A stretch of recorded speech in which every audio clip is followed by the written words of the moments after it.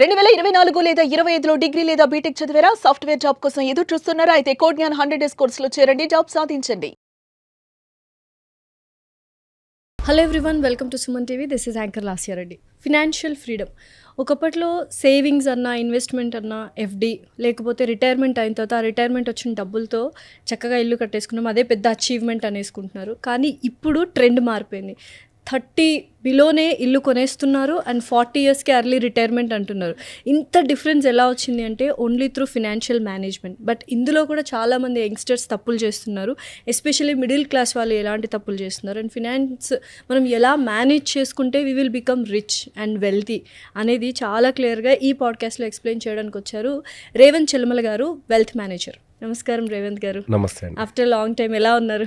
All good, thank you. All good. So first of all financial management ఇప్పుడున్న youth కరెక్ట్గా use చేసుకుంటున్నారా లేదా? Use చేసుకుంటున్నామని అనుకుంటున్నారు, కానీ దాన్ని ఒక రకంగా మిస్యూజ్ కూడా చేస్తున్నారని చెప్పాలి. సో బేసిక్గా డబ్బుకి ఆశ, అత్యాశ అని 2 ఎలిమెంట్స్ ఉంటాయి. ₹1 వడ్డీ వస్తే చాలే అనుకున్న రోజుల నుంచి నాకు నెలకి ₹10 వడ్డీ కావాలి అనే ఒక అత్యాశ చాలా మందిలో కనపడుతుంది. చాలా గ్రీడీ అయిపోయారు.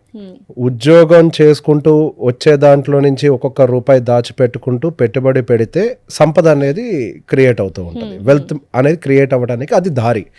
అలా కాకుండా నాకు వచ్చే డబ్బులు ఓవర్ నైట్లోనే ₹10 ఇంట్రెస్ట్తో పెరిగిపోవాలి అనే అత్యాశ ఎక్కడైతే పెరిగిందో అక్కడే వాళ్ళ పతనానికి వాళ్ళ గొయ్యి వాళ్ళే దోకుంటున్నారు. చాలా మంది ఫ్యామిలీస్ని నేను on day to day basis కలుస్తాను. కొన్ని వందల కుటుంబాలను గమనించిన తర్వాత అర్థమైంది ఏంటి అని అంటే, వాళ్ళు నేను ప్రాపర్గా నా వెల్త్ని మేనేజ్ చేసుకుంటున్నాను, నేను బాగానే ఇన్వెస్ట్ చేసుకుంటున్నాను అని అనుకుంటూనే వాళ్ళు తెలియకుండానే వాళ్ళ ₹1 కూడా ప్రాపర్గా రైట్ వే ఆఫ్ ఇన్వెస్ట్మెంట్స్ చేయకుండా 40 ఏళ్ల వయసు వచ్చిన తర్వాత ఇప్పుడు నా దగ్గర ఏమీ లేదు అన్న సిచ్యువేషన్లోకి రియలైజ్ అయ్యారు. అయితే ఇప్పుడు 40 ఇయర్స్ ఆఫ్ ఏజ్ ఉండి జీరో సేవింగ్స్ ఉంటే మళ్ళీ రిచ్ అవ్వడానికి అవకాశాలు ఉన్నాయి, సంపాదించుకోవడానికి అవకాశాలు ఉన్నాయా? ఇక్కడ ఒక సాడ్ రియాలిటీ ఏంటి అని అంటే, మనిషి జీవితం అనేది చాలా పరిమితం.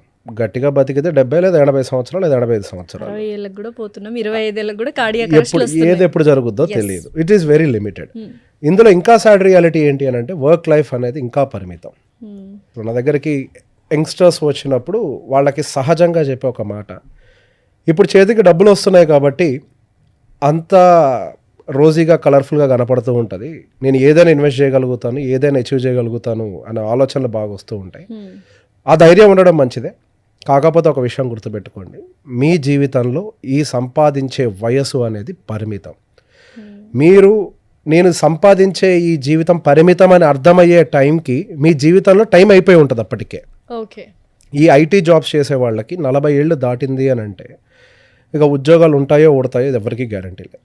ఒకవేళ 45 ఏళ్ల తర్వాత కూడా జాబ్ కంటిన్యూ అయినప్పటికీ వాళ్ళకి శాలరీ హైక్స్ అనేవి కన్సిడరబుల్లీ ఉండవు. 1%, 2% మాత్రమే ఉంటాయి. కానీ అదే టైంకి వాళ్ళ పిల్లల హైయర్ ఎడ్యుకేషన్లోకి వెళ్ళటము, ఎక్స్పెన్సెస్ గ్రో అవ్వటము, వీళ్ళు ఆల్రెడీ ఒక టైప్ ఆఫ్ లైఫ్ స్టైల్కి అలవాటు పడిపోయి ఉండటము, వాటి యొక్క ఎక్స్పెన్సెస్ ఏమో ఫాస్ట్గా గ్రో అవుతూ ఉంటాయి. 8%, 9%, 10% తోటి ఇన్ఫ్లేషన్ తోటి గ్రో అవుతూ ఉంటాయి. ఈ సాఫ్ట్వేర్స్ అందరూ ఎక్కువగా నేను చూసుకున్నట్లయితే అందరూ ఫస్ట్ జాయిన్ అయిన ఒక 3-4 ఇయర్స్కి ఇల్లు కొనేస్తున్నారు. అది కూడా మీరు అన్నట్టు రిచ్ లైఫ్ స్టైల్, గేటెడ్ కమ్యూనిటీలోనే ₹1,00,00,000, ₹1,10,00,000 లోన్ ఉంటుంది వాళ్ళకి, హోమ్ లోన్. ఎప్పటికి తీరుస్తారు, ఎలా తీరుస్తారు? ఏదైనా ఒక జస్ట్ లే ఆఫ్స్ వచ్చేస్తే వాళ్ళ పరిస్థితి ఏంటి, సాఫ్ట్వేర్ల పరిస్థితి? ఎర్లీ ఏజ్లో ఇల్లు కొంటే మీ పిల్లల జీవితం అంధకారంలోకి తోసినట్లే అని ఒక మాట చెప్తూ ఉంటాను. నిజమే అది.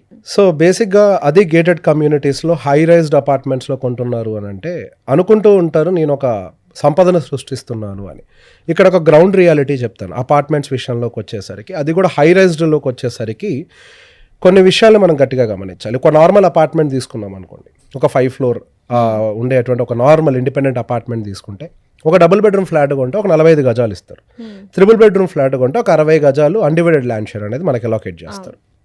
అదే హై రైజ్లోకి వెళ్తే గట్టిగా 15 గజాలు మాత్రమే మీకు అలాకేట్ చేస్తారు. ఏది 3 BHKకి, ఒక 1,50,00,000 ప్రాపర్టీకి 15 నుంచి 18 గజాలకు మించి undivided land share 16 square yards అంతే. రైట్. సో ఇక్కడ ఒక ప్రాపర్టీ అప్రిషియేట్ అవ్వాలి అని అంటే దాని అండర్లయింగ్ ఎసెట్ అనేది స్ట్రాంగ్గా ఉండాలి. ఇక్కడ అండర్లయింగ్ ఎసెట్ ఏంటి? మనకి భూమి. మనకి ఒక స్థాయి ఏర్పడ్డ తర్వాత కావాల్సిన డబ్బులు, బాధ్యతలకి సరిపడా డబ్బులు అన్నీ మనం అక్యుములేట్ చేసిన తర్వాత హై రైజ్ అపార్ట్మెంట్స్లోకి వెళ్ళి లగ్జరీని తీసుకోవడంలో ఎటువంటి తప్పు లేదు. కానీ ఇనీషియల్ స్టేజ్లో ఉన్నప్పుడు అసలు ఫస్ట్ మనం ఇల్లు అనే ఆప్షన్కి ఫస్ట్ వెళ్ళకూడదు. బట్ స్టిల్ వెళ్ళాము అని అనుకుంటే హై రైజ్ అండ్ గేటెడ్ కమ్యూనిటీలోకి వెళ్ళటం వల్ల మీ అపార్ట్మెంట్ యొక్క విలువ పెరగటానికి ప్రాబబిలిటీ తక్కువ. కానీ ఒక సాడ్ రియాలిటీ ఏం జరిగింది అంటే హైదరాబాద్లో మనకి 2020 సంవత్సరం నుంచి కొంతవరకు స్కై రాకెట్ అయింది రియల్ ఎస్టేట్. దానివల్ల అపార్ట్మెంట్ ప్రైజెస్ అన్ని కూడా బాగానే పెరుగుతున్నాయి కదా అని చెప్పేసి ఒక భ్రమలో ఉంటున్నారు. అటువంటి సినారియో అనేది ఆల్ ద టైమ్ మార్కెట్లో ఉండదు. కొద్దిగా స్టాగ్నెంట్ అయిపోయింది ఆల్రెడీ. 2022 నుంచి అగైన్ మార్కెట్ ఆగిపోయింది. 22 మిడ్ నుంచి మార్కెట్ ఎటువంటి మూమెంటం లేదు. లాంగ్ టర్మ్లో నా అపార్ట్మెంట్ అయినా గ్రో అవుతుంది కదా అని అనుకుంటే అపార్ట్మెంట్ గ్రో అవ్వాలి అని అంటే ఫస్ట్ మీ అండర్లయింగ్ ఎసెట్ అయినటువంటి అన్డివైడెడ్ ల్యాండ్ షేర్ అనేది స్ట్రాంగ్గా ఉండాలి. మీరు 1.5 కోటి పెట్టి ఒక ప్రాపర్టీ కొంటున్నారు అని అంటే అందులో కనీసం ఒక 60 లక్షల వాల్యూ భూమి విలువ లేకపోతే, పోనీ ఒక 50 లక్షలు, 60 కూడా కాదు అసలు 60 మినిమం 60 నుంచి 70 లక్షలు లేకపోతే మీ కాంక్రీట్ వాల్యూ అనేది డిప్రిషియేటింగే. కాంక్రీట్కి విలువ లేదు, అది ఒక టైంకి జీరో అవుతుంది. ఇయర్ బై ఇయర్ 2% 4% మందమో డిప్రిషియేట్ అవుతూ ఉంటుంది. కానీ ఇక్కడ ఇంకొక వైపు మీ భూమి విలువ పెరుగుతూ ఆ తగ్గేదాన్ని బ్యాలెన్స్ చేస్తూ మీ అపార్ట్మెంట్ గ్రోత్ని స్టేబుల్గా ముందుగా తీసుకెళ్తూ ఉంటుంది. జనరల్ కేస్ సినారియోలో 7% పెరుగుతుంది. ఈ కేస్ సినారియోలో ఏదని ఇటువంటి ఒక స్పైక్ వస్తే తప్పించి మూమెంట్ కనపడదు.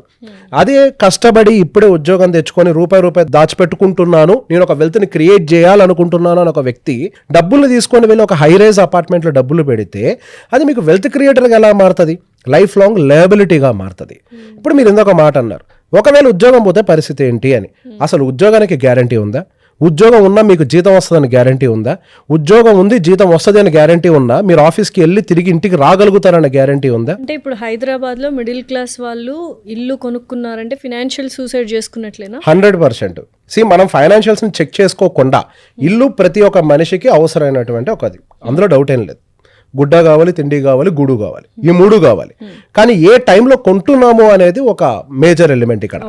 పిల్లలు పుట్టక ముందే నేను మొత్తం సెటిల్ అయిపోవాలి. ఇన్ఫాక్ట్ పిల్లలేంటి అసలు పెళ్ళి అవ్వక ముందే నేను సెటిల్ అయిపోవాలని చెప్పేసి మాట్లాడుతున్నాను. ఎందుకంటే ఇప్పుడు పెళ్లికి ముందే ఇల్లుందా లేదా హైదరాబాద్ లో అని అడుగుతున్నారు చాలా మంది. సో వాళ్ళ కళ్ళకి గంతలు కట్టుకున్నారు, వాళ్ళ కళ్ళకి గంతలు కట్టుకొని కొత్త జంటను కూడా చీకట్లోకి దోస్తున్నారు.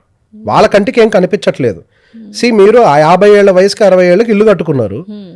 ఈ పిల్లోడు మాత్రం 28 ఏళ్ళకి ఇల్లు కట్టాలా? మీకు చేత కాని పని ఈ పిల్లోడు చేయాలా? మీకు ఇప్పుడు 3 లక్షల జీతం వస్తుంది కాబట్టి 28 ఏళ్ళ కుర్రాడికి కూడా 23 లక్షల జీతం రావాలా? సంపాదన అనేది వయసుకు తగ్గట్టుగా అనుభవంతో పాటుగా పెరుగుతూ పోయేది. దానికి కొంత సమయం పడుతుంది.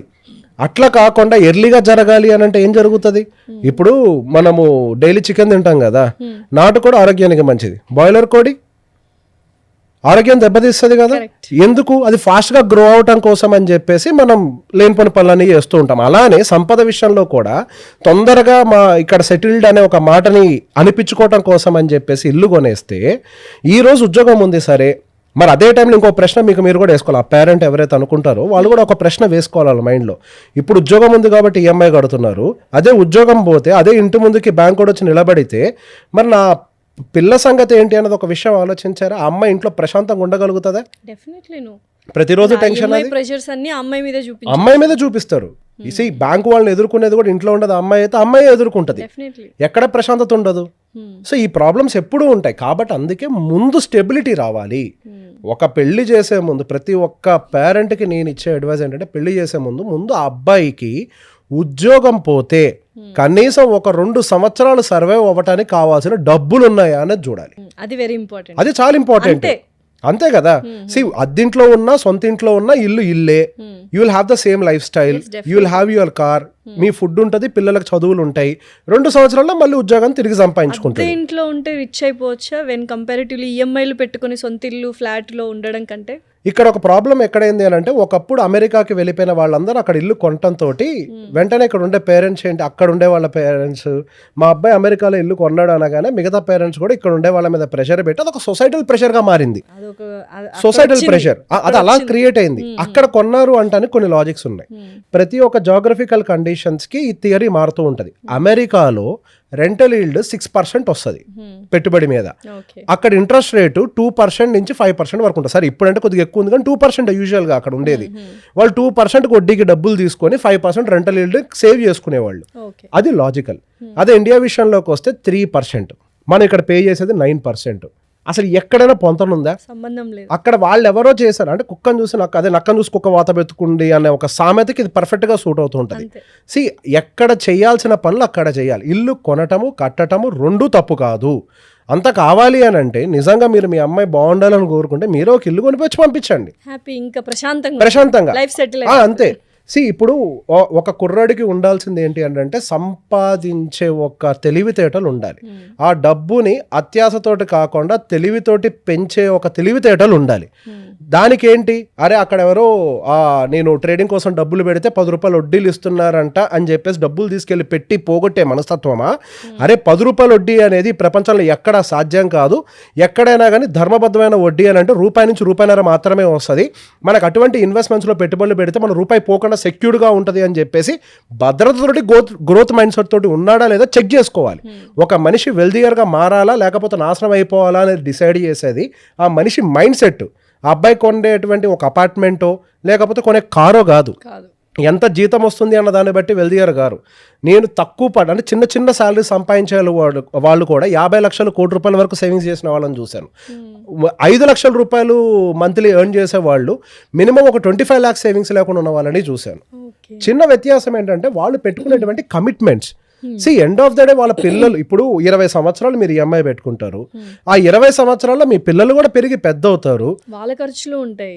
ఏ రేంజ్ లో ఉంటాయి మీ ఊహలకు కూడా ఉందా? మనం చిన్నప్పుడు చదువుకున్నప్పుడు ఇంజనీరింగ్ కి గట్టిగా 4 లక్షలు అయితే ఎక్కువ. సంవత్సరానికి 4 లక్షలు. ఇప్పుడు సంవత్సరానికి ఎగ్జాక్ట్లీ సంవత్సరానికి 4 లక్షలు. ఇప్పుడు పుట్టిన పిల్లలు ఇంజనీరింగ్ వెళ్ళే టైంకి సంవత్సరానికి 40 లక్షలు ఖర్చు అవుతుంది. అయితే ఇప్పుడు ఇండియన్ మేల్స్ ఎవరైతే ఉన్నారు, ఇండియన్ అబ్బాయిలు పెళ్లి అనే డెసిషన్ ఒక పెద్ద ఫినాన్షియల్ డెసిషన్ అంటారా? 100% పెద్ద ఫైనాన్షియల్ డెసిషన్. ఇక్కడ చాలా మంది పెళ్లి చేసుకోవాలంటే సెటిల్ అవ్వాలని చెప్పేసి అబ్బాయిలు ఆలోచిస్తున్నారు. నేను ప్రాపర్గా సెటిల్ అయిన తర్వాత నేను పెళ్లి చేసుకుంటాను, ఒక సైజ్ ఆఫ్ అమౌంట్ తయారు చేసిన తర్వాత పెళ్లి చేసుకుంటాను. అది వాళ్ళు అనుకోవడం కంటే సొసైటీ అండ్ పెళ్లి కూతురు ఫాదర్స్ ఎక్కువగా క్రియేట్ చేశారు అనుకుంటున్నారు 100%. కానీ ఇది రాంగ్ వే. లేట్గా మ్యారేజ్ చేసుకొని లేట్గా పిల్లల్ని గంటం వల్ల వాళ్ళు ఊహించని ఖర్చులు వాళ్ళ మీదకి వస్తాయి. ఫస్ట్ ప్రాబ్లం వచ్చేసరికి ఒక 2 కేసెస్ ఎగ్జాంపుల్. 25, 26, 27 ఇయర్స్కి పెళ్లి చేసుకున్న అబ్బాయి ఎర్లీగా కిడ్స్ని ప్లాన్ చేసుకొని 28, 29, 30 లోపల కిడ్స్ని ప్లాన్ చేసుకుంటే ఆ పిల్లల పెళ్ళిళ్ళు వీళ్ళకి 55 సంవత్సరాలు వచ్చే టైంకి అయిపోతాయి. అదే లేటుగా 30, 31, 32కి పెళ్లి చేసుకొని పిల్లల్ని 35 నుంచి 40 మధ్యలో కంటే ఈ పిల్లల పెళ్ళిళ్ళు అంటే వాళ్ళకి పుట్టిన పిల్లల పెళ్ళిళ్ళు చేయడానికి వాళ్ళకి 65, 70 వయసు కూడా వచ్చేస్తుంది. అప్పుడు మీరు ఎర్నింగ్ కాదు, మీరు ఎక్కడి నుంచి డబ్బులు తీసుకొని వస్తారు? 2, ఇప్పుడు ఎడ్యుకేషన్ కాస్ట్. మీరు పిల్లల్ని 5 సంవత్సరాల ముందు ఎడ్యుకేషన్లో జాయిన్ చేస్తే మీకు 1,00,000 రూపాయలు స్కూల్ ఫీజు. మీరు అదే 5 సంవత్సరాల తర్వాత పిల్లల్ని స్కూల్లో జాయిన్ చేస్తే అది 1,50,000 స్కూల్ ఫీజుగా మారుతుంది.